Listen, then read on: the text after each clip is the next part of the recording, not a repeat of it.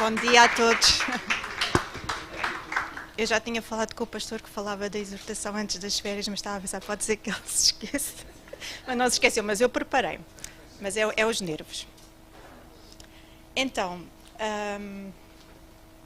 eu vou continuar aqui a falar uma exortação sobre oração, fazendo aqui, antes de começar, um resumo daquilo que as minhas irmãs já falaram. Porquê? Porque é um refresh, não é? Um refresh à nossa memória é sempre bom. Então, a Vanessa falou que a oração é um relacionamento intencional e íntimo com Deus. A Carla, a oração é a respiração do cristão. É suposto orar e é uma atitude, deve ser feito com atitude no nosso coração. Claro que isto é tudo muito resumido, não é? Vocês depois têm que ir ouvir as mensagens no YouTube. A Salomé falou que oração não é um peditório, não vamos a Deus só para pedir, oração não é um monólogo, oração não é um meio para atingir um fim e oração gera uma ação. A Célia falou que podemos orar em qualquer lugar e não há lugar específico para orar. Eu gostava... eu já agora em relação aqui, há um versículo de Jesus que diz que quando orares, fecha-te no teu quarto, não é? Nos teus aposentos e ora. Mas aqui Jesus está a falar de intimidade, mas nós podemos fazer isso em qualquer lugar, não é? Por exemplo, eu gosto muito de orar quando estou nas caminhadas, eu gosto de orar quando estou a conduzir ou a cozinhar, portanto nós podemos orar a fazer alguma atividade ou em qualquer área da nossa casa ou onde nos sentirmos confortáveis e seja confortável para o fazer. Okay? A oração deve ser também uma forma muito natural, tão natural como respirar.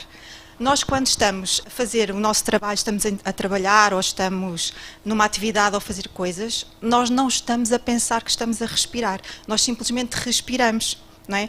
E a oração deve ser assim, deve ser tão natural, deve sair das nossas bocas de uma forma tão natural como respirar. E não existe, e a Carla já tinha falado disso, um tempo específico para a oração.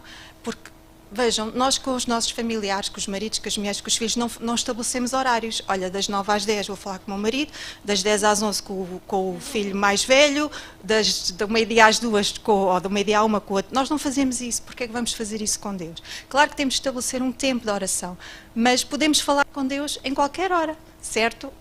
Desde que tenhamos essa possibilidade também de o poder fazer, claro.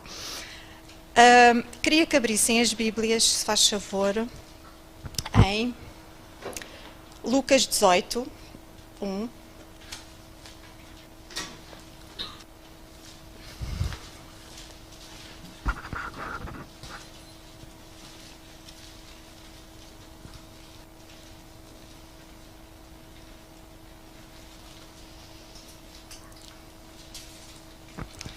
E melhor do que as minhas palavras, acho que são as palavras de Jesus para nos exortar sobre oração. Então eu vou ler a parábola do juiz Inico.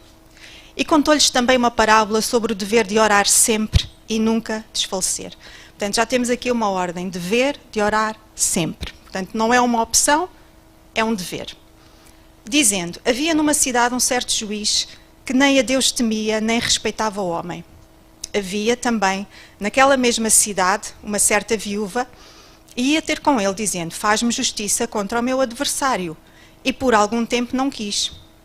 Mas depois disse consigo, ainda que eu não tema Deus, nem respeito os homens, todavia, como esta viúva me molesta, hei de fazer-lhe justiça, para que, enfim, não volte e me importune muito. E disse o Senhor, ouvi o que diz o injusto juiz. E Deus não fará justiça aos seus escolhidos, que clamam a Ele de dia e de noite, ainda que tardio para com eles? Então, nós temos aqui uma parábola, não quer dizer que esta história tenha mesmo acontecido, é uma parábola que Jesus nos está a dizer, de uma certa viúva que precisava de ajuda, precisava de apoio, e este juiz era um juiz injusto. Era um juiz que não estava interessado na justiça, não estava interessado em defender os direitos da viúva. E nós sabemos quão importante era o cuidado das viúvas naquele tempo. Portanto, era mesmo algo muito... era uma regra, era algo mesmo muito, muito importante. Mas este juiz não queria saber da viúva para nada, nem dos interesses dela. Mas esta viúva teve aqui algo que acabou por mexer aqui nas atitudes, não é? Na intenção do juiz, que foi, ela persistiu. Ela foi tão persistente, que ele acabou por fazer o que ela queria, fez-lhe justiça, com os propósitos errados, porque no fundo ele fez justiça porque estava farto de a ouvir, não é? Eu estou farto desta mulher, estou farto de a ouvir, eu vou fazer o que ela quer para não me chatear mais. Então a justiça foi feita com base nos interesses do juiz, não com base nos interesses da viúva. Portanto, uma justiça feita de forma errada. E Jesus está aqui a dizer assim, então, se este juiz que fez justiça e é um juiz injusto, então Deus não fará justiça aos seus escolhidos que clamam a Ele dia e noite, ainda que tardio? Nós temos então aqui duas coisas. Deus pode ser tardio na oração, na resposta à nossa oração. Deus pode ser tardio. E eu não vou pedir, vou perguntar, mas não vou pedir para ninguém levantar o braço. Se eu fosse perguntar quantas orações nós estamos à espera em Deus, há anos, se calhar alguns levantavam aqui os braços, não é? Porque há coisas que nós estamos a pedir a Deus há anos. Mas o que é que Jesus está aqui a exortar para nós não desistirmos? E isto é uma palavra também para mim. Porque às vezes nós oramos e parece que não vemos nada a acontecer e pensamos, Deus, o que é que se passa? Mas há um tempo para tudo acontecer. Ou não. Ou Deus também pode querer usar este tempo para mudar algo no nosso coração.